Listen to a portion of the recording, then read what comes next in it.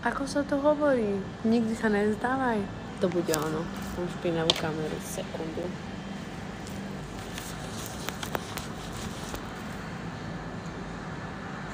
Toto, jak sa to objavilo? No. Po včerajšom faili, fuck upe, alebo nazvime to akokoľvek, keď sme proste nestihli let, kto to nevidel, pozrite si video pred týmto, tak sa nevzdávame a kúpili sme si ďalšie letenky.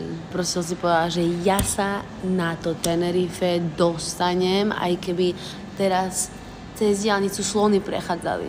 Že sme na diaľnici, v motoreste, a ideme do Prahy, odkiaľ nám to letí zajtra o 12:00 na obed, ale proste treba chodiť radšej skôr ako neskoro. Takže ideme na cestu. Vy ste, pane, mohla som zhodiť všetko.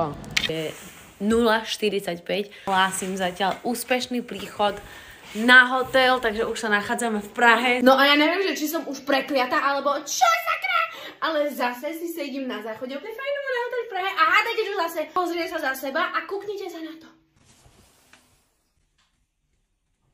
Čo tu robíš? Čo tu robíš? Neverím. Ja už neverím. Ale dobré ráno inak. Sme na letisku a není to taká rada ako včera. Dneska si otvorím šampanské, keď sa dostanem na to Tenerife. Ale skúsi mi tu niekto povedať, dneska povedať, že mám cestovať bez kufru. Ako už sa prestanem ovládať. No hádajte čo, zasekol sa mi zámok na kufri.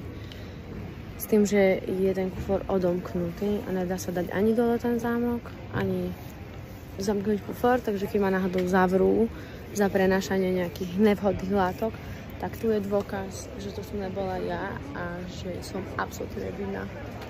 Táto dovolenka nás kvôli tejto srandičke vyšla o 1000 eur drahšie, ale hovorím si, že čo bolí, to prebolí. Takže dúfam, že zajtra to prebolí, pretože dneska to ešte bolí. Tak vás chcem poprosiť, že po všetkých týchto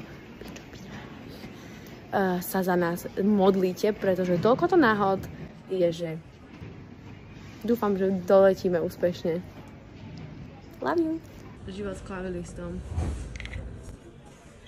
Ideš na to?